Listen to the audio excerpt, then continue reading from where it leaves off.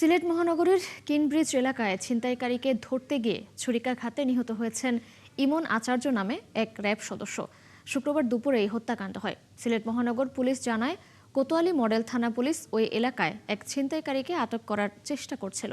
এ সময় ওই র্যাব সদস্য পুলিশকে সহযোগিতা করতে গেলে ছিনতাইকারী তার উপর ছুরি নিয়ে হামলা করে।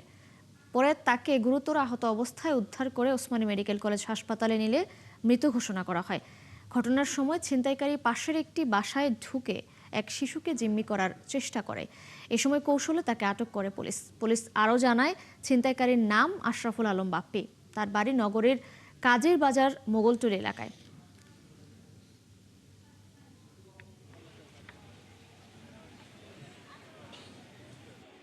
র্যাবের সদস্য এখানে সে ব্যক্তিগত কাজে বা তাদের অন্য কোনো কাজে সে এখানে আসছিল। যখন দেখছে পুলিশ একটা ব্যক্তিকে ধাওয়া করতেছে ছিনতাইকারীকে, তখন তার সামনে যখন পড়েছে সে তাকে ধরতে চেষ্টা করছে, বুঝতে পারছেন? আর এত সিভিলে ছিল, ধরতে চেষ্টা করছে, তখন সে তাকে ছুরি মেরে সে আরো ছুরি নিয়ে সামনে চলে যাচ্ছিল। সে দূরে দূরে একটা পাশে আশ্রয় নেয়। ওখানে গিয়ে সে একটা বাচ্চার গলায় ছুরি ধরে তাকে অ্যারেস্ট করতে আসে, সেই কাজটা করবে। তখন আমার পুলিশ সদস্যরা সাহসিকতার সাথে কিন্তু আপনার তাকে আটক করতে সক্ষম হয় এবং সে বর্তমানে কোতোয়ালি থানায় হেফাজতে আছে। দর্শক, এ বিষয়ে তথ্য জানাতে যুক্ত হচ্ছেন সহকর্মী হোসাইন আহমেদ সুজাত। সুজাত, এরই মধ্যে আমরা ছিনতাইকারীর পরিচয় জেনেছি। ওই এলাকায় অপরাধ এবং অপরাধী সম্পর্কে আপনার কাছে একটু জানাবেন, কি তথ্য আছে এবং এই হত্যাকাণ্ড নিয়ে কোনো মামলা দায়ের হয়েছে কিনা জানাবেন।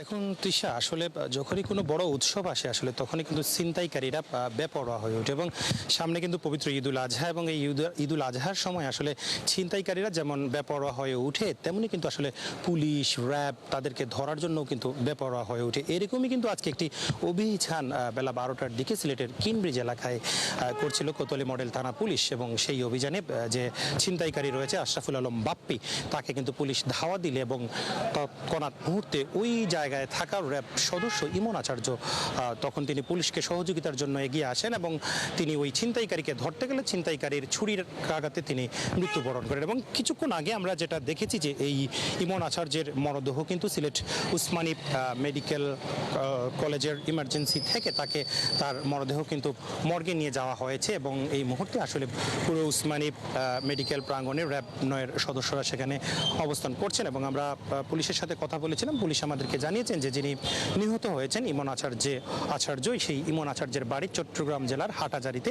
সেখানে আসলে তার এই মৃত্যুর খবরটি কিন্তু তার পরিবারকে জানানো হয়েছে এবং সেখান থেকে আসলে তার পরিবারের সদস্যরা রওনা দিয়েছেন। হয়তো কাল সকালে এসে তারা পৌঁছানোর পর ইমনের মরদেহটি ময়নাতদন্ত হবে এবং ময়নাতদন্ত শেষে তার পরিবারের কাছে হস্তান্তর করা হবে। এবং পুলিশ আমাদেরকে যেটা জানিয়েছে যে আসলে ইমনের পরিবারের সদস্যরা আসার পর পরবর্তী যে আইনি প্রক্রিয়া আছে সেই প্রক্রিয়াটা তার অনুসরণ করবেন। এবং পুলিশ আমাদেরকে জানিয়েছেন যে যেহেতু এই ছিনতাইকারী আশরাফুল আলম বাপ্পি তাকে হত্যা করেছে, সেহেতু তার বিরুদ্ধে যেটি সিআরপিসির ধারা আছে 302 সেটি কিন্তু নেওয়া হবে এবং পরিবারের সাথে আলাপ করেই সেই সিদ্ধান্তটা নেওয়া হবে বলে পুলিশ আমাদেরকে জানিয়েছে। তো ইতোমধ্যে আসলে আমরা যেটা দেখছি যে ইমনের মরদেহ কিন্তু মর্গে নিয়ে যাওয়া হয়েছে এবং তার পরিবারের জন্য অপেক্ষা করা হচ্ছে। পরিবারের সদস্যরা আসার পর ইমনের মরদেহ কিন্তু ময়নাতদন্ত শেষে পরিবারের কাছে হস্তান্তর করা হবে। তিশা। সুজাত, ধন্যবাদ আপনাকে যুক্ত হবার জন্য। আপনি সঙ্গেই থাকবেন। দর্শক, সিলেট থেকে যুক্ত ছিলেন সহকর্মী হোসাইন আহমেদ সুজাত।